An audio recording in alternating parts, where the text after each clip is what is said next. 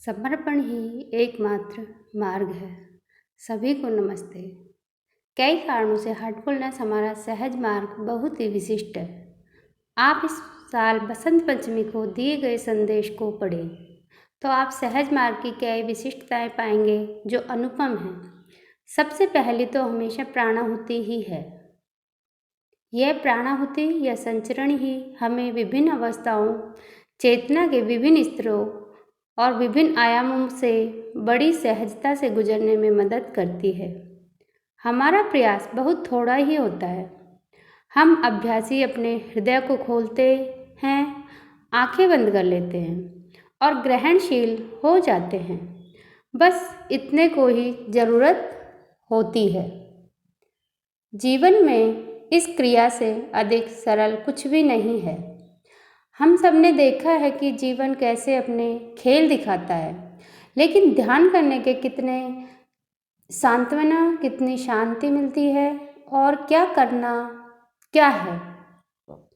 बस अपनी आंखें बंद करना है और बाकी कार्य हमारे मालिक द्वारा कर दिया जाता है। बस अपनी आंखें बंद करना है और बाकी कार्य हमारे मालिक द्वारा कर दिया जाता है। लेकिन इतना सहयोग जरूरी है? बड़े बड़े संतों को भी समझ में नहीं आया। अगर मैं इतना कहूँ कि हम वेदों और उपनिषदों के भी परे चले जाते हैं। वेद और उपनिषद आत्मन की महिमा गाते हैं, जिसमें कोई गलती नहीं है। लेकिन आत्मन और ब्रह्म इत्यादि की धारणा स्थापित करने के बाद वे आत्मन के परमात्मन में लय होने की, अंश के परमात्मन बनने की बात करते हैं। क्या आपने मानवीय उपस्थिति के पूरे इतिहास में एक भी ऐसे व्यक्ति को देखा है? यह मूलभूत धारणा ही गलत है कि आत्मन ही सब कुछ है। लालाजी महाराज कहते हैं कि आत्मन को और अधिक विकसित होने की ज़रूरत है। यह आत्मनिर्भर नहीं है।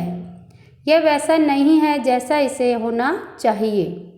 ऐसा नहीं है कि यह अपरिवर्तनीय है। यह परिवर्तनीय है और बेहतर से बेहतर अवस्थाओं तक पहुंच सकती है। वे एक उदाहरण देते हैं कि इसका विभाजन हो सकता है और कई लोगों ने मुझसे पूछा कि यह कैसे संभव है। मैंने उत्तर दिया, क्यों नहीं? अगर आरंभ में सृष्टि की शुरुआत में हम विभाजित हुए थे तो बाद में भी विभाजित होने से इसे क्या रोक सकता है? और इस विभाजन का उद्देश्य क्या है? केवल विकसित होने और होते जाने के लिए, अधिक शक्तिशाली होते जाने के लिए। हम जब यहाँ आए तब जैसे थे उससे अधिक शक्तिशाली होने के लिए। स्व को जानने का क्या उद्देश्य है? यह वाक्य जानने की बात करता है और जब हम स्व की बात करते हैं तो शास्त्रों में निम्नतर स्व के साथ उच्चतर स्व की बात की है। निम्नतर स्व की पहचान संसार, शरीर, इंद्रियां, सूक्ष्म शरीर, चित्त, मनस, बुद्धि और अहंकार से है। यह इसकी पहचान चेतना से बहुत कम ही होती है और हम कहते हैं कि उच्चतर स्तर पर स्थित स्व हर समय इस निरंतर परिवर्तनशील चेतना को देखता रहता है, इसका साक्षी होता है, जो अपनी अस्थिरता के कारण, अस्थिर सूक्ष्म शरीरों के कारण लगातार बदलती रहती है। अस्थिर सूक्ष्म शरीर मेरे पन और निरंतर बदलते हुए मन सहित कई चीज़ों से प्रभावित होते हैं। निरंतर बदलता हुआ मन अपरिवर्तनीय ब्रह्म को कैसे समझ सकता है? यह सोचने की बात है। महान संत भी स्वयं को जानने की बात करते आए हैं। मनुष्यता के इतिहास में सदियों बाद पहली बार ऐसा हुआ कि बाबूजी महाराज ने यह कहने की हिम्मत की कि स्वयं को भूल जाओ। जानने के लिए क्या है? मैंने कोई नई बात नहीं जानी, लेकिन जो था वह बहुत विशिष्ट था, बहुत बड़ी बात थी। अगर आप सोचते हैं कि आप स्वयं को लय करके और महान हो सकते हैं तो आप बहुत बड़ी गलती कर रहे हैं। इसलिए स्व के परे जाना है केवल मन के या केवल संसार के, इंद्रियों के या सूक्ष्म शरीरों के ही परे नहीं जाना है, केवल चेतना के ही परे नहीं जाना है और स्वयं के ही परे नहीं जाना है, बल्कि हम प्रेमपूर्ण समर्पण की स्थिति में प्रतीक्षा करते हैं। आगे चाहे जो होता है हो जाए। सहज मार्ग में यही वह परम अवस्था है जो 10वें चक्र के पास आरंभ होती है।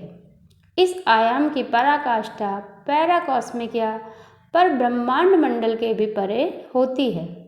दुर्भाग्यवश जैसे जैसे अभ्यासी आध्यात्मिक रूप से विकसित होते हैं, उन्हें ज्ञान प्राप्त होता है या वे थोड़े से जागरूक होते हैं कि मैं अब प्रशिक्षक बन गया, या मुझे एक पद मिल गया है, या मैं इस तरह का कार्य संभाल रहा हूँ इत्यादि, या मैं यह हूँ।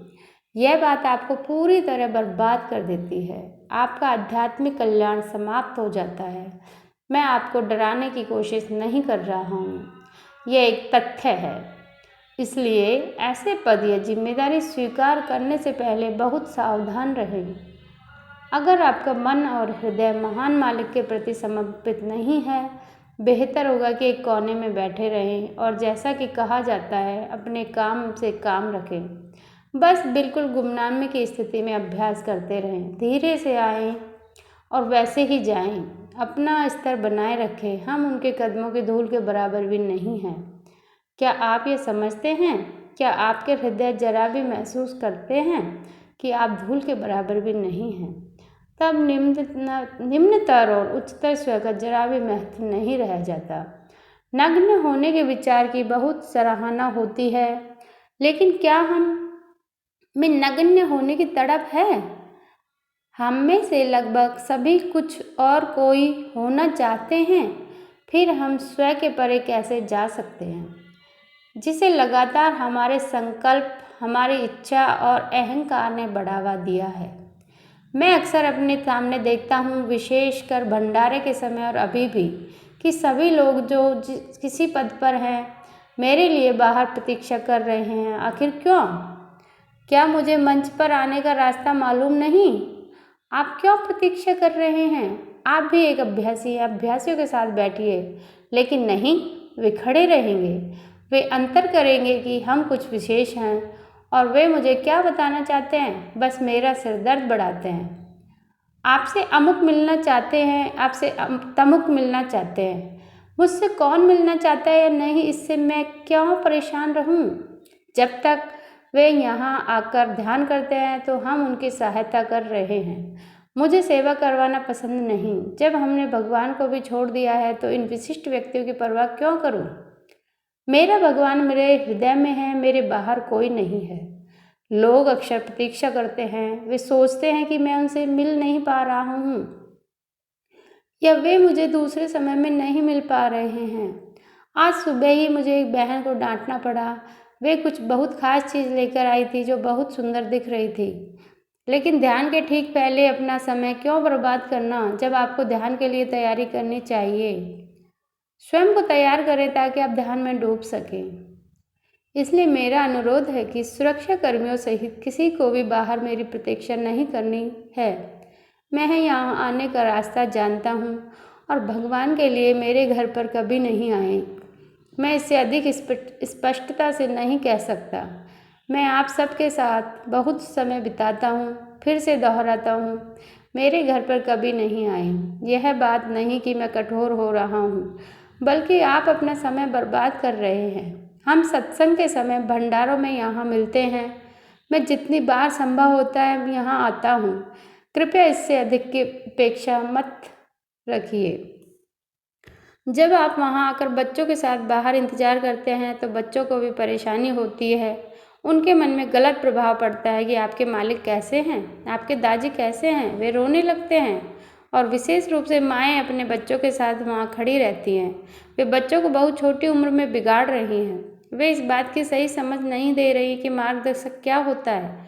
ये मार्गदर्शक कैसे हैं? हमें सहज मार्ग की सही कीमत समझनी होगी, वरना इस प्राणाहुति को जो इंद्रियों की पकड़ के परे है बढ़ाया क्यों जाता है। बाबूजी इसे बहुत आकर्षक बना सकते थे, इसलिए कृपया अपने आप को जबरदस्ती थोपे नहीं। मैं आशा करता हूँ कि अगली बार ऐसी घटनाएं नहीं होंगी और यह भी आशा करता हूँ कि मुझे दोबारा याद नहीं दिलाना पड़ेगा।